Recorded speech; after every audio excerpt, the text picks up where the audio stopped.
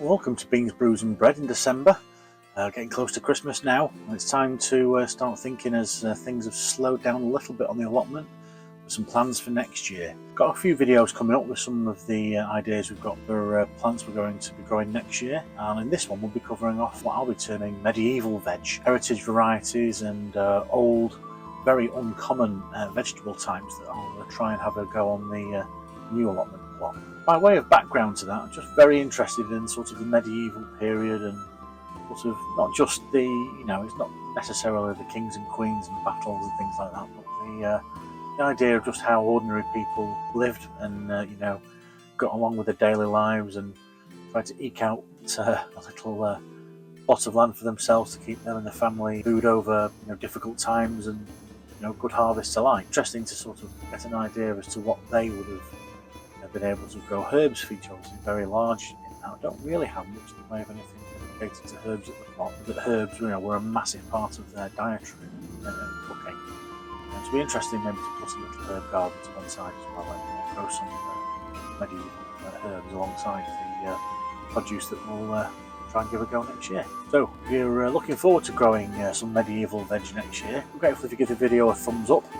That'll give it a bit of a nudge on the algorithm, help share it a bit further for people who might be interested in similar projects. So cheers if you give it a thumbs up. It's only there, it only takes 1 second. Go on, give it a press. And I can guarantee 125% extra medieval veg in your plot next year.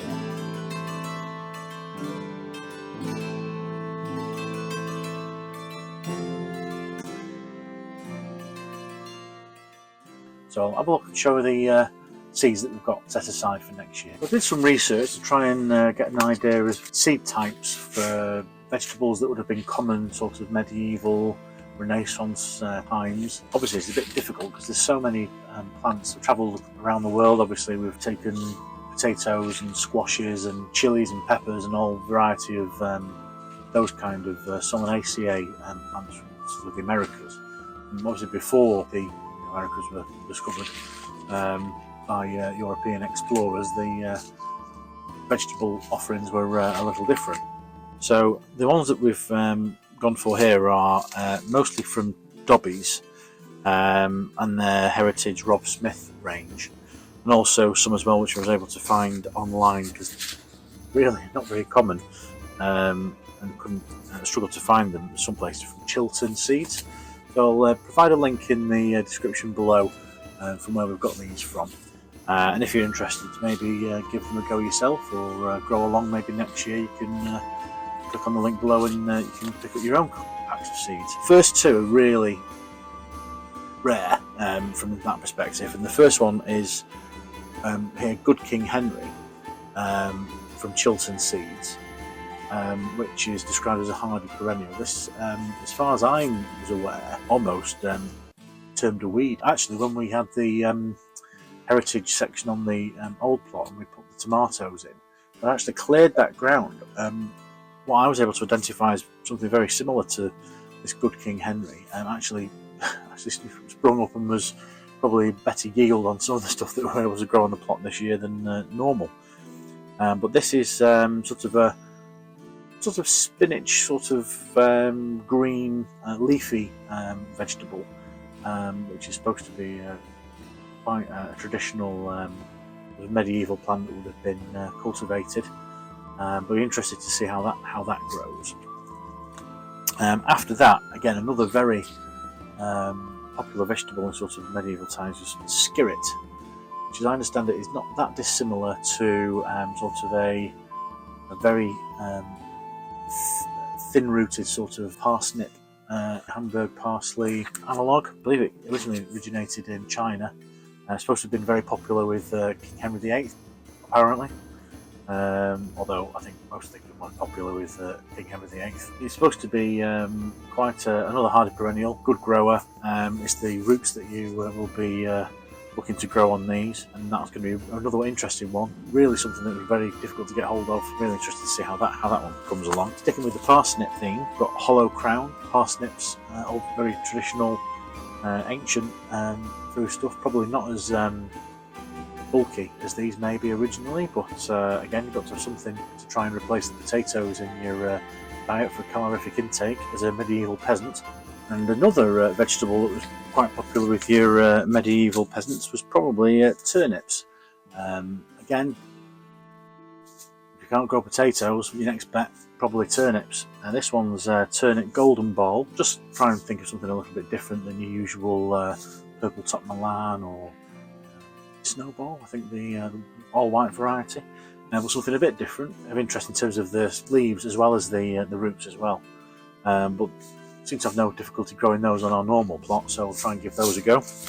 After that, another popular one would be beetroot, but I didn't really want to try and go for your normal Boltardy or Detroit or any of those type. This is a heritage variety called Rouge Crapaudine or Crapaudine, possibly an old, very old variety, very long, tapering, almost like carrot-like deep roots. So again, very interested to see how that one comes out. Now I've already tried Salsify on the plot, which was a great success this year, and I'd quite like to try the Scorzonera. I'm always getting this confused in the videos, so I might as well grow it, so at least I'll be 50% right at the time, at least for growing it. So again, another ancient variety, which we'll be looking to put on the new half plot. After that, again, similar to sort of the long tapered rooted beetroot, a radish called long Scarlett. Radish, again, another ancient vegetable variety, so we'll be giving that a go as well. On the new half plot, we'll also be looking to maybe try and do some ryegrass as well, try and get some grains from those, and we'll also use the stalks, and also sort of winnowed them and threshed them as maybe sort of matting that we can put down on the paths. I've also got some winter wheat or spring wheat in the offing as well. I've got a source for those. Maybe have a couple of little sections put aside for some ancient grain varieties. Would be interesting. They are described as being heritage varieties in their own right, so it'd be quite interesting to see how they come along. But we'll look to maybe put some onions as well, leeks as well, try and get some interesting varieties. We've already got some in the seed box already for those, but we'll maybe put up a few update videos and show you how we'll be looking to set out the new plot. We've got the apple trees on there already, and we'll be looking to get another hot plant, I think, on the new plot. We've got 2 apple trees set aside from the previous keeper on the plot. I think I did show one of the other videos. You'll be able to see how it seemed to be 2 varieties that were grafted onto each other. But we might use that as an upright to be able to train a hop plant as well. Maybe try a British variety, but we're not strictly speaking medieval. I don't know, what year did hops first come to England? Was it maybe the 1500s or 1600s from Holland or Belgium? Not quite sure, but we might just get away with that in the early Renaissance period, perhaps, I don't know. So we'll put that a go on the new plot as well. But we've got some great plans for next year. May start a few things off in the new year if we can try and keep them covered. Maybe get some fleece or sheets down just to try and warm the soil up a little bit. No reason we can't give things a try anyway. I'll just pop a link to the video that showed the new plot, and you can see some of the space where I'll be looking to put the medieval veg on for next year.